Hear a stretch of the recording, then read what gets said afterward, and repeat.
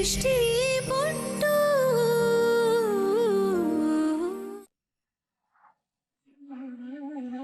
ಆ ಕರೀಂಗೂ ಶರಾವತಿ ಚಿಕ್ಕಮ್ಮವ್ರಿಗೂ ಪರಿಚಯ ಇದೆ ಅನ್ನೋದ್ರಲ್ಲಿ ಅನುಮಾನನೇ ಇಲ್ಲ ಕಿಶೋರಣ್ಣ. ಯಾಕಂದ್ರೆ ಅವತ್ತವನು ನನ್ನ ಕಿಡ್ನಾಪ್ ಮಾಡಿದಾಗ ಅವನ ಹತ್ರ ಒಂದು ಲಾಕೆಟ್ ನೋಡಿದ್ದೆ. ಅದೇ ತರ ಲಾಕೆಟ್ ಶರಾವತಿ ಚಿಕ್ಕಮ್ಮವ್ರ ಹತ್ರನೂ ನೋಡ್ದೆ. ಆ ಲಾಕೆಟ್ ನಿನ್ನ ಹತ್ರ ಇದೆಯಾ?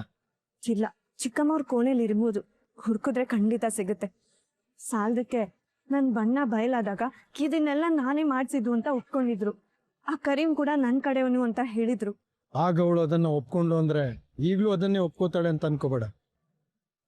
ಅವಳು ಯಾವಾಗ ಬೇಕಾದ್ರೂ ಉಲ್ಟಾ ಹೊಡಿತಾಳೆ.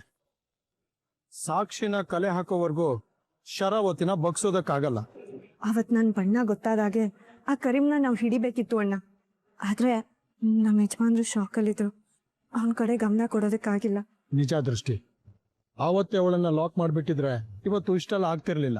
ಈಗ್ಲೂ ಆ ಕರೀಂ ಎಲ್ಲಿದ್ದಾನೆ? ಶರಾವತಿ ಚಿಕ್ಕಮ್ಮವರು ಮತ್ತೆ ಕರೀಂ ಮಧ್ಯೆ ಇರೋ ರಹಸ್ಯಗಳನ್ನ ನಾವು ಸಾಕ್ಷಿ ಸಮೇತ ಕಂಡು ಹಿಡಿದ್ರೆ ಮಾತ್ರ ನನ್ ಗಂಡ ಎಲ್ಲಿದ್ದಾರೆ ಅಂತ ಕಂಡು ಹಿಡಿಯೋದಕ್ ಸಾಧ್ಯ ಆಗೋದು. ಕರೀಂ ಬಗ್ಗೆ ಶರಾವತಿ ಬಿಟ್ರೆ ನಿಮ್ಮ ಅಕ್ಕ ರೂಪಂಗ್ ಮಾತ್ರ ಗೊತ್ತಿರೋದಲ್ವಾ? ನಾವು ರೂಪನ್ ಹೆಲ್ಪ್ ತಗೊಂಡ್ರೆ ನಮ್ಗೇನಾದ್ರೂ ಕ್ಲೂ ಸಿಗ್ಬೋದಲ್ವಾ? ತಂಗಿ ಬಾಳ್ನೆ ಕಿತ್ಕೊಳ್ಳೋದಕ್ ನೋಡ್ದವಳು ಅವಳು. ಸಾಹುಕಾರಿಗೆ ಅಪಾಯ ಆಗುತ್ತೆ ಅಂದ್ರೂ ಸುಮ್ಮನಿದ್ದವಳು ಅವಳು. ಅಂತವಳು ನಮ್ಗ್ ಸಹಾಯ ಮಾಡ್ತಾಳ.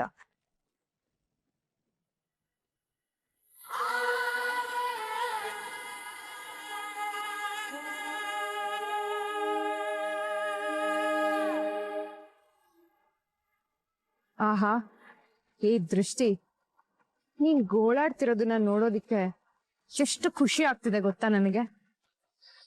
ಏನೋ ದೊಡ್ಡದಾಗಿ ಹೇಳ್ತಾ ಇದ್ದೆ, ನನ್ ಗಂಡನ ಉಳಿಸ್ಕೊತೀನಿ ಹಾಗೆ ಹೀಗೆ ಅಂತ ಕುತ್ಗೆಲಿರೋ ತಾಳಿ ತೋರ್ಸಿ ಇದು ದೊಡ್ಡ ರಕ್ಷಾ ಕವಚ ಅಂತೆಲ್ಲ ಬಿಲ್ಡಪ್ ಕೊಡ್ತಿದ್ದೆ. ಇವಾಗ ಏನಾಯ್ತೆ? ಈ ಶರಾವತಿ ಮುಂದೆ ಪ್ರತಿಯೊಬ್ರು ಮಂಡಿ ಉರಿ ಕೂರ್ಲೇಬೇಕು ಕಣೆ. ಮಂಡಿ ಉರಿ ಕೂತ್ಕೊಳ್ಳೋದಕ್ಕೆ ಏನಾದ್ರೂ ನಖರ ಮಾಡಿದ್ರೆ ಅವ್ರ ತಲೆನೇ ಕತ್ತರಿಸಿ ಬಿಸಾಕ್ಬಿಡ್ತೀನಿ. ಯಾರನ್ನ ಹೇಗ್ ಲಾಕ್ ಮಾಡ್ಕೋಬೇಕು, ಯಾರನ್ನ ಗುಲಾಮ್ರನ್ನಾಗಿ ಮಾಡ್ಕೋಬೇಕು ಅಂತ ನನಗ್ ಚೆನ್ನಾಗ್ ಗೊತ್ತಿದೆ ಕಣೆ.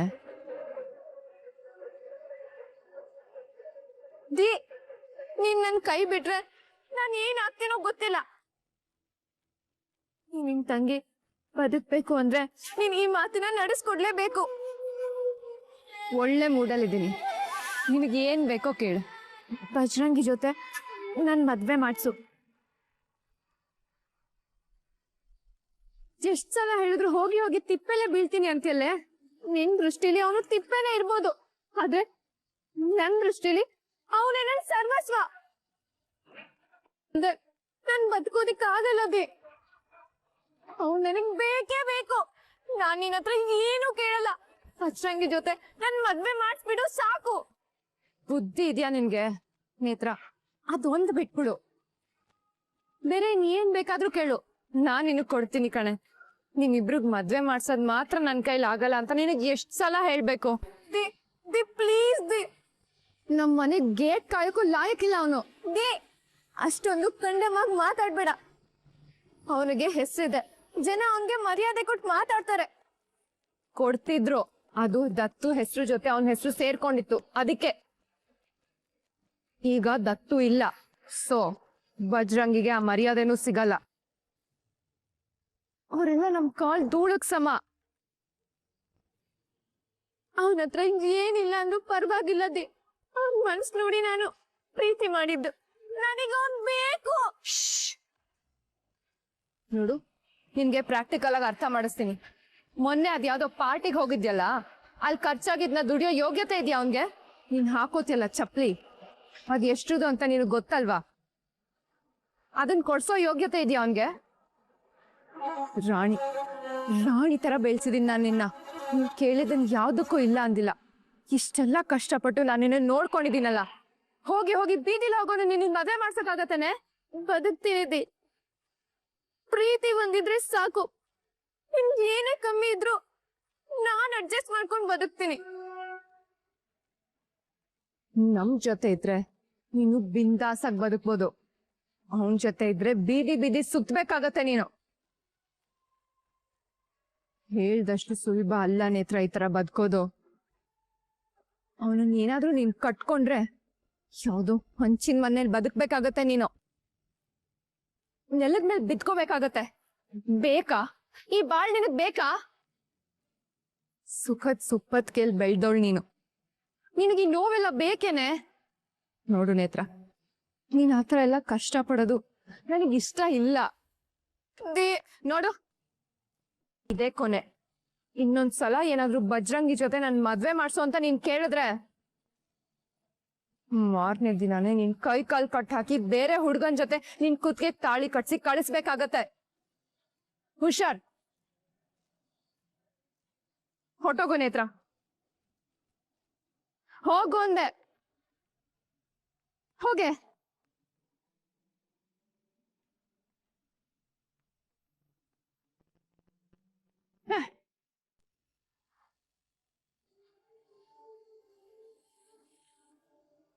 ನನ್ನ ನಂಬು ದೃಷ್ಟಿ. ನಾನು ಮಾತ್ರ ಬದುಕಬೇಕು ಅನ್ನೋ ಸ್ವಾರ್ಥಿ ನೀನು. ನಿನ್ನ ಸ್ವಾರ್ಥಕ್ಕೋಸ್ಕರ ಯಾರನ್ನು ಬೇಕಾದರೂ ಬಲಿ ಕೊಡೋಳು ನೀನು. ನಿನ್ನನ್ನು ನಾನು ಮತ್ತೆ ನಂಬೇಕಾ? ಈ ಸಲ ಹಾಗೆ ಮಾಡಲ್ಲ ನಾನು. ನನ್ನನ್ನು ನಂಬು. ಸಾಕು, ನಿಲ್ಸು ನಿನ್ನ ನಾಟಕನ. ಪ್ರತಿ ಸಲ ಇದೇ ಥರ ಬಂದು ನನ್ನ ಮುಂದೆ ಕಣ್ಣೀರು ಹಾಕ್ತೀಯ. ನಾನು ಒಡ ಹುಟ್ಟಿದವಳಲ್ವಾ, ನಿನ್ನ ಕಣ್ಣೀರಿಗೆ ನಾನು ಕರಗ್ತೀನಿ. ಕರೀಮ್ ಅಂದ್ರೆ ನನ್ಗೆ ಭಯ, ಅದಕ್ಕೆ ಸುಮ್ಮನಿದೆ ದೃಷ್ಟಿ. ಅದು ಬಿಟ್ಟು ನಿನ್ ಸಂಸಾರನ ಹಾಳು ಮಾಡೋ ಯೋಚನೆ ಇರ್ಲಿಲ್ಲ. ಅವತ್ ನಾನು ಅವಳು ಕೇಳಿದ ತಕ್ಷಣ ಪೂರ್ತಿ ಮಾಹಿತಿ ಕೊಟ್ಟಿದ್ರೆ ಅವಳು ಯಾಕೆ ನನಗ್ ಚಾಕು ಹಾಕ್ತಿದ್ರು ದೃಷ್ಟಿ. ಈಗಾಗ್ಲೇ ಅವಳ ಕೈಯಲ್ಲಿ ಚಾಕು ಚುಚ್ಚಿಸ್ಕೊಂಡು ನೋವು ತಿಂದು ಹಾಸ್ಪಿಟಲಿಗೆ ಅಡ್ಮಿಟ್ ಆಗಿ ಒತ್ತಾಡ್ಬಿಟ್ಟಿದ್ದೆ. ಅವಳು ಮತ್ತೆ ನನಗೇನ್ ಮಾಡ್ತಾಳು ಅನ್ನೋ ಭಯಕ್ಕೆ ನಾನು ಸುಮ್ಮನೆ ಆದೆ ದೃಷ್ಟಿ. ಒಂದೇ ಒಂದ್ಸಲ ನನ್ನ ಕ್ಷಮಿಸು ದೃಷ್ಟಿ. ನೀನು 1000 ಕಾರಣ ಕೊಟ್ಟರು ನೀನು ಮಾಡಿದ ಬರೀ ತಪ್ಪಲ್ಲ, ಅಪರಾಧ. ಈ ಅಪರಾಧಕ್ಕೆ ಕ್ಷಮೆನೇ ಇಲ್ಲ. ನನ್ಗೆ ಗೊತ್ತು ದೃಷ್ಟಿ, ನನ್ನ ಮೇಲೆ ನನ್ಗೆ ಅಸಹ್ಯ ಆಗೋಷ್ಟು ತಪ್ಪು ಮಾಡಿದ್ದೀನಿ. ಕ್ಷಮೆಗೂ ಅರ್ಹಳಲ್ಲ ನಾನು. ಆ ಕರೀಮ್ನ ಹಿಡಿದೇ ಹೋದ್ರೆ ತುಂಬಾ ಜನ ಹೆಣ್ಮಕ್ಳು ಜೀವನ ಹಾಳಾಗುತ್ತೆ ದೃಷ್ಟಿ.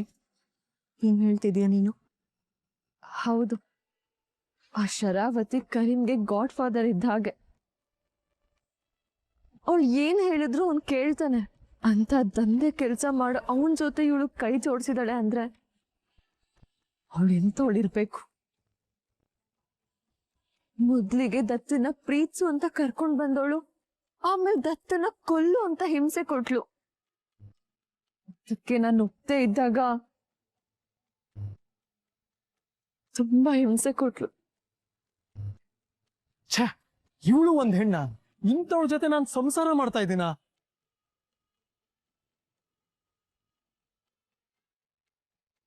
ನಮ್ಗೆ ದತ್ತನ್ ಬಗ್ಗೆ ಬಾಯ್ ಬಿಡಿಸ್ಬೇಕು ಅಂತ ಅಂದ್ರೆ ಇರೋದು 2 ದಾರಿ.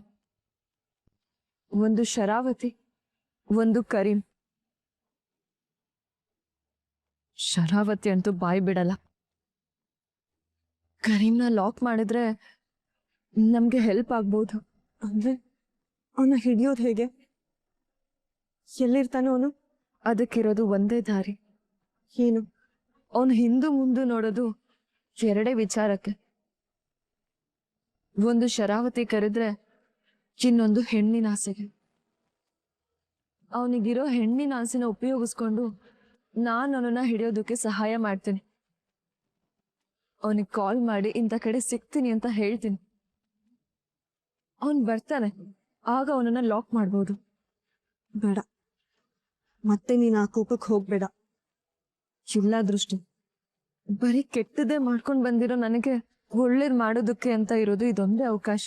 ಇದನ್ನ ನಾನು ಮಿಸ್ ಮಾಡ್ಕೊಳಲ್ಲ. ಇದಕ್ ಬೇಕಾಗಿರೋದು ಒಂದೇ, ಒಂದು ಹೊಸ ಸಿಮ್ ತರಿಸ್ಕೊಡೋದು ಅಷ್ಟೇ.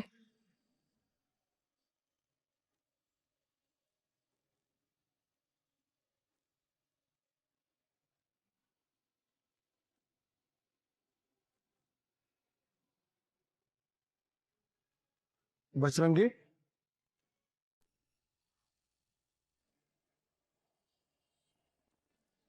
ಬಜ್ರಂಗಿ, ಯಾರು ನಮ್ಮೋರಲ್ಲ, ಯಾರಿಗೂ ನಮ್ ಸಂತೋಷ ಬೇಕಾಗಿಲ್ಲ. ಎಲ್ರು ಮೋಸ ಮಾಡೋರೆ ಬಜ್ರಂಗಿ. ಹೌದು ನೇತ್ರ, ನಾವು ಯಾರ ಅಕ್ಕ ಅಂತ ಅನ್ಕೊಂಡಿರ್ತೀವೋ ಅವ್ರು ನಮ್ಮ ಅಕ್ಕ ಆಗೇ ಇರಲ್ಲ. ಅಣ್ಣ ಅನ್ಸ್ಕೊಂಡವ್ರು ಅಣ್ಣ ಆಗುಳ್ತಿಲ್ಲ. ಇನ್ನು ಕೆಲವರು ದತ್ತನಂತವ್ರು ಎಲ್ಲ ನಮ್ಮವರು ಅಂತ ನಂಬಿ ಪದೇ ಪದೇ ಮೋಸ ಹೋಗ್ತಾರೆ. ಅಲ್ಲ, ನೀನ್ ಏನ್ ಹೇಳ್ತಿದ್ಯಾ ಬಜ್ರಂಗಿ? ದತ್ತನ್ ಪ್ರೀತಿ ಹಸುವನ್ನ ಬಳಸ್ಕೊಂಡು ಅವನ್ಗೆ ಪ್ರೀತಿ ಬಡ್ಸೋದ್ರ ಬದಲು ವಿಷ ಬಡ್ಸ್ಬಿಟ್ಟಿದ್ದಾರೆ ನೇತ್ರ. ನನಗ್ ಏನು ಅರ್ಥ ಆಗ್ತಿಲ್ಲ ಬಜ್ರಂಗಿ. ನಡಿ, ಮೊದ್ಲು ಇಲ್ಲಿಂದ ಹೋಗೋಣ. ಇಲ್ಲಿಗೆ? ಇನ್ನೆಲ್ಲಿಗೆ? ಮದ್ವೆ ಆಗೋದಿಕ್ಕೆ. ಏನು? ಹೌದು ಬಜ್ರಂಗಿ, ಈಗ ನಮ್ ಪ್ರೀತಿನ ಉಳಿಸ್ಕೊಳ್ಳೋದಕ್ಕೆ ಇದ್ ಬಿಟ್ರೆ ಬೇರೆ ಯಾವ ದಾರಿನೂ ಇಲ್ಲ. ಈ ಮನೇಲಿ ಯಾರು ನಮ್ಮ ಮದ್ವೆನ ಒಪ್ಪಲ್ಲ. ನೀನ್ ನಂಗ್ ತಾಳಿ ಕಟ್ಬಿಟ್ರೆ ಈ ಮದ್ವೆನ ಒಪ್ಕೊಳ್ಳೇಬೇಕಲ್ವಾ? ಬಿಡು, ನಿನ್ಗೇನ್ ಹೊತ್ತು ಗೊತ್ತು ಇಲ್ವಾ? ದತ್ತ ನಮ್ಮಿಂದ ದೂರ ಆಗಿದ್ದಾನೆ ಅನ್ನೋ ನೋವಲ್ಲಿ ನಾನಿದ್ದೀನಿ. ಇಂಥ ಸಮಯದಲ್ಲಿ ಬಂದು ಮದುವೆ ಆಗೋಣ ಅದು ಇದು ಅಂತ ಹೇಳ್ತಿದ್ಯಲ್ಲ, ನಿನ್ಗೇನು ಅನ್ಸೋದೇ ಇಲ್ವಾ? ಅಲ್ಲ ಬಜ್ರಂಗಿ, ನಿನ್ಗೊಬ್ಬನ್ಗೆ ನಾನ್ ನೋವಿರೋದು. ಅವ್ರು ನನ್ರು, ನನಗ್ ಬೇಜಾರ ಇರಲ್ವಾ? ನೋವಿನಲ್ಲಿದ್ದಿದ್ರೆ ನೀನ್ ಈ ತರ ಎಲ್ಲ ಮಾತಾಡ್ತಾನೆ ಇರ್ಲಿಲ್ಲ. ಯಾರಿರ್ಲಿ ಬಿಡ್ಲಿ, ಸೂರ್ಯ ಹುಟ್ತಾನೆ ಅಲ್ವಾ? ಅದೇ ರೀತಿ ನಮ್ ಬದುಕು ನಡಿಲೇಬೇಕಲ್ವಾ? ನಮ್ ಪ್ರೀತಿ ಅಪಾಯಕ್ ಸಿಕ್ಕಿದೆ ಬಜ್ರಂಗಿ. ನೀನ್ ಇವತ್ ನನ್ನ ಮದ್ವೆ ಆಗಿಲ್ಲ ಅಂದ್ರೆ ಇನ್ಯಾವತ್ತೂ ನಾನ್ ನಿಮ್ಗೆ ಸಿಗಲ್ಲ. ಬಾ ಬಾ ಹೋಗ್. ಪ್ರತಿ ಸಲ ನಿನ್ನ ಸ್ವಾರ್ಥ ಬುದ್ಧಿಯಿಂದ ಯೋಚನೆ ಮಾಡೋದ್ ಬಿಟ್ಟು ಕೆಲವೊಂದ್ಸಲ ಆದ್ರೂ ಮನಸ್ಸಿಂದ ಯೋಚನೆ ಮಾಡೋದನ್ನ ಕಲ್ತ್ಕೊ. ಅವಾಗ ನಿನ್ಗೆ ಒಳ್ಳೇದು. ಜೀವನ ಏನು ಅಂತ ಅರ್ಥ ಆಗತ್ತೆ. ದತ್ತ ಇಲ್ದೆ ಈ ಬಜರಂಗಿ ಒಂದು ಹೆಣ ಕಣೆ. ಹೇಳು, ಈ ಹೆಣದ ಜೊತೆ ಮದುವೆ ಆಗ್ತೀಯಾ? ಹೇಳು ನೇತ್ರ, ಹೇಳು. ಇಲ್ಲ ಬಜ್ರಂಗಿ, ನಾನು ದತ್ತನ್ ಸಂಬಂಧಪಟ್ಟಿರೋ ಒಂದು ಮುಖ್ಯವಾದ ವಿಷಯದಲ್ಲಿ ಬ್ಯುಸಿಯಾಗಿದ್ದೀನಿ. ಅದೆಲ್ಲ ಮುಗಿಯೋವರೆಗೂ ನೀನ್ ನನ್ ಮುಂದೆ ಬರ್ಬೇಡ. ಮದುವೆ ಸುತ್ತಿನ ತೆಗಿಬೇಡ. ಅಂದ್ರೆ ನಾನ್ ನಿನಗ್ ಏನು ಅಲ್ವಾ? ನಮ್ ಮದ್ವೆ ನಿನಗ್ ಮುಖ್ಯನೇ ಅಲ್ವಾ? ಮುಖ್ಯನೇ, ಆದ್ರೆ ದತ್ತನ್ ಬಗ್ಗೆ ತಿಳ್ಕೊಳ್ಳೋದು ಈ ಮದುವೆಗಿಂತ ಮುಖ್ಯ. ದತ್ತ ಏನಾದ ಅಂತ ತಿಳ್ಕೊಳ್ಳೋವರೆಗೂ ಈ ಮದುವೆ ಎಲ್ಲ ಬರೀ ಕನ್ಸು. ಬಜ್ರಂಗಿ, ಬಜ್ರಂಗಿ.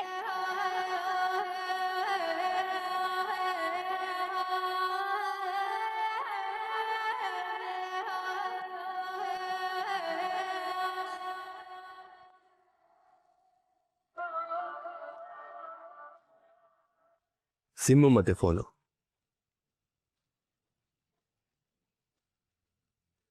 ದೃಷ್ಟಿ, ಸೀಮಾ ಇಷ್ಟೆಲ್ಲ ಮೋಸ ಮಾಡಿದಾಳೆ, ಅವಳನ್ನ ನಂಬೋದಾ? ಅದು ಬಿಟ್ರೆ ಬೇರೆ ದಾರಿ ಇಲ್ಲ ಬಜರಂಗಿ.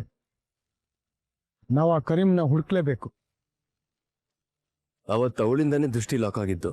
ಈಗ ಮತ್ತೆ ನಮ್ಗೆ ಡಬಲ್ ಕ್ರಾಸ್ ಮಾಡಿ ಶರಾವತಿ ಹೆಲ್ಪ್ ಮಾಡಿದ್ರೆ? ಇಲ್ಲ ಅಣ್ಣ, ನಮ್ಮ ಅಕ್ಕನ್ಗೆ ತಾನು ಮಾಡಿದ ತಪ್ಪಿನ ಅರಿವಾಗಿದೆ. ಕ್ಷಮೆನೂ ಕೇಳಿದಾಳೆ. ಈ ಸಾರಿ ಹಾಗೆ ಮಾಡಲ್ಲ. ಶರಾವತಿ ಅವ್ರಿಗೆ ನನ್ ಕಂಡ್ರೆ ಆಗಲ್ಲ ಅಂತಾನು ಹೇಳ್ತಾಳೆ.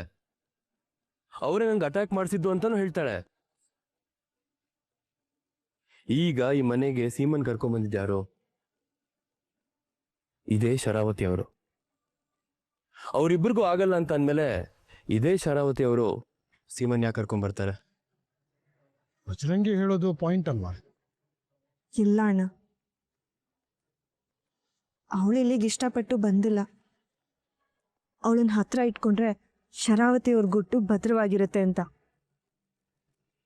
ನೀನೇನೇ ಹೇಳು ದೃಷ್ಟಿ, ನನ್ಗೆ ಆ ಸೀಮನ್ ಮೇಲೆ ನಂಬಿಕೆ ಬರ್ತಾ ಇಲ್ಲ. ಅದರಲ್ಲೂ ದತ್ತಂಗೆ ಶರಾವತಿ ಅವರೇ ಮೋಸ ಮಾಡಿದ್ದಾರೆ ಅಂತ ಗೊತ್ತಾದ್ಮೇಲೆ ನನ್ಗಂತೂ ಸಂಬಂಧಗಳ ಮೇಲೆ ಜಿಗುಪ್ಸೆ ಬಂದ್ಬಿಟ್ಟಿದೆ. ನಮ್ಮ ಅಕ್ಕ ರೂಪಂಗೂ ಶರಾವತಿ ಚಿಕ್ಕಮ್ಮವ್ರಿಗೂ ತುಂಬ ವ್ಯತ್ಯಾಸ ಇದೆ. ನಮ್ಮ ಅಕ್ಕ ಆಸೆ ಬುರ್ಕಿ ಆದರೂ ಅಷ್ಟು ಕ್ರೂರಿ ಅಲ್ಲ. ಪರಿಸ್ಥಿತಿ ಕಟ್ಬಿದ್ದು ಆ ರೀತಿ ತಪ್ಪುಗಳನ್ನ ಮಾಡಿದಾಳೆ. ಏನೋ ಮನುಷ್ಯರು ಸುಳ್ಳು ಹೇಳ್ಬೋದು ಅಣ್ಣ, ಆದ್ರೆ ಅವ್ರ ಕಣ್ಗಳು ಸುಳ್ಳು ಹೇಳಲ್ಲ. ನಮ್ಮ ಅಕ್ಕನ ಕಣ್ಣಲ್ಲಿ ನಿಜವಾಗ್ಲೂ ಪಶ್ಚಾತ್ತಾಪ ಇದೆ. ಈ ಸಾರಿ ನಾವು ಅವಳನ್ನ ನಂಬಹುದು. ದೃಷ್ಟಿ,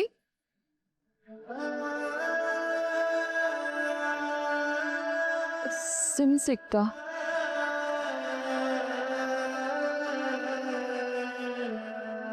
ಇನ್ನು ನಿಮ್ ಕೆಲ್ಸ ಆಯ್ತು ಅಂತ ತಿಳ್ಕೊಳ್ಳಿ.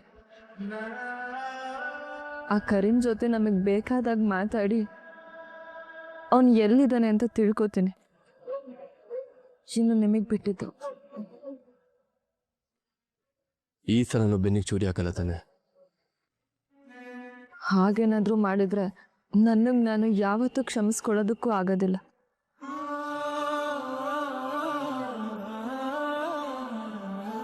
ಭಜರಂಗಿ, ಸಾಕ್ಷಿಗಳನ್ನ ಕಲೆ ಹಾಕೋ ಕೆಲಸ ಆದಷ್ಟು ಬೇಗ ಆಗ್ಬೇಕು.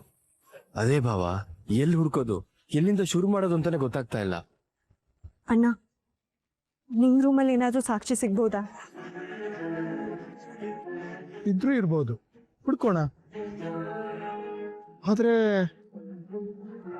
ಆ ಶರಾವತಿಗೆ ಅನುಮಾನ ಬಂದ್ರೆ?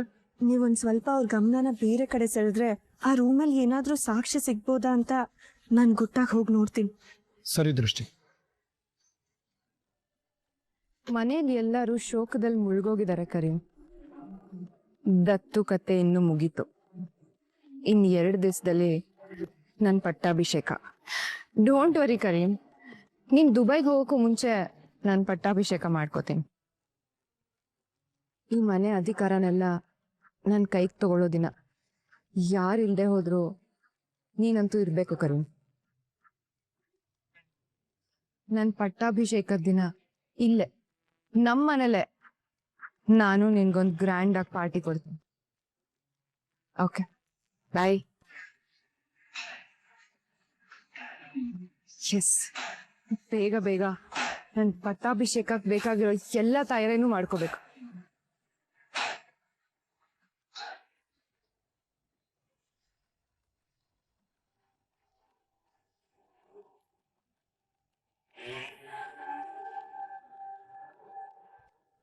ಏನ್ ಶರಾವತಿ, ಅದೇನೋ ಪಟ್ಟಾಭಿಷೇಕ ಅಂತೆಲ್ಲ ಮಾತಾಡ್ತಿದ್ದೆ? ಅದು ದತ್ತು ಹೋದ್ಮೇಲೆ ಅವನ ಕೆಲ್ಸಗಳೆಲ್ಲ ಹಾಗೆ ಪೆಂಡಿಂಗ್ ಇವೆ. ಎಷ್ಟೋ ಡೀಲ್ಗಳು ಹಾಗೆ ನಿಂತಿವೆ. ನಮ್ ಬೆಲೆ ಕಡಿಮೆ ಆಗ್ತಾ ಇದೆ. ಅವನ ಜಾಗಕ್ಕೆ ಯಾರಾದ್ರೂ ಉತ್ತರಾಧಿಕಾರಿ ಬರ್ಬೇಕಲ್ವಾ? ಅದಕ್ಕೆ ಅವನ ಜಾಗಕ್ಕೆ ನನ್ನ ಪಟ್ಟಾಭಿಷೇಕ ಆಗತ್ತೆ.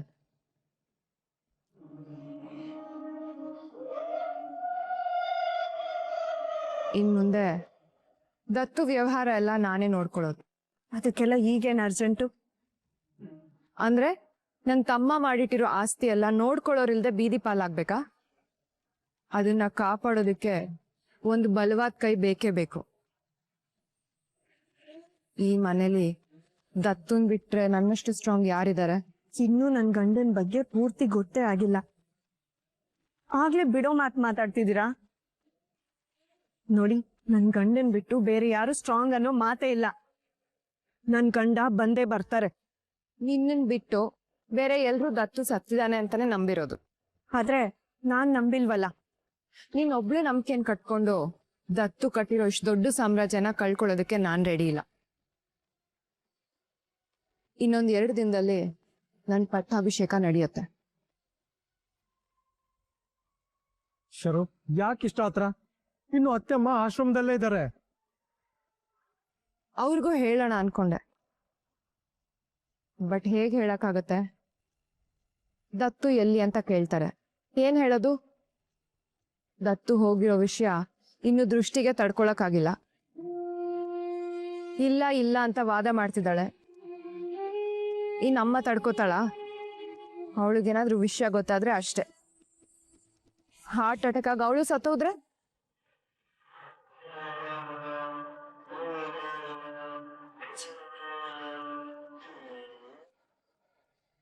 ಅದಕ್ಕೆ ನನ್ನ ಪಟ್ಟಾಭಿಷೇಕ ಕಾರ್ಯಕ್ರಮಕ್ಕೆ ಅಮ್ಮನ್ನು ಕರೀತಾ ಇಲ್ಲ.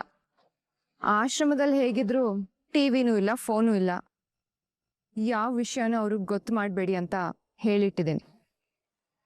ಸ್ವಲ್ಪ ದಿನ ಅವರಲ್ಲಿದ್ದು ಸುಧಾರಿಸ್ಕೊಳ್ಳಿ, ನಿಧಾನಕ್ಕೆ ಎಲ್ಲ ಹೇಳಿದ್ರಾಯ್ತು. ಆದ್ರೆ ಒಂದಂತೂ ಫೈನಲ್, ಯಾರು ಇರ್ಲಿ ಬಿಡ್ಲಿ ನನ್ನ ಪಟ್ಟಾಭಿಷೇಕ ಅಂತೂ ಇನ್ನೊಂದು 2 ದಿನದಲ್ಲಿ ನಡೆಯುತ್ತೆ. ಅದನ್ನ ತಡೆಯೋದಿಕ್ಕೆ ಯಾರಿಂದನೂ ಸಾಧ್ಯ ಇಲ್ಲ. ಅರ್ಥ ಮಾಡ್ಕೊಳ್ಳಿ.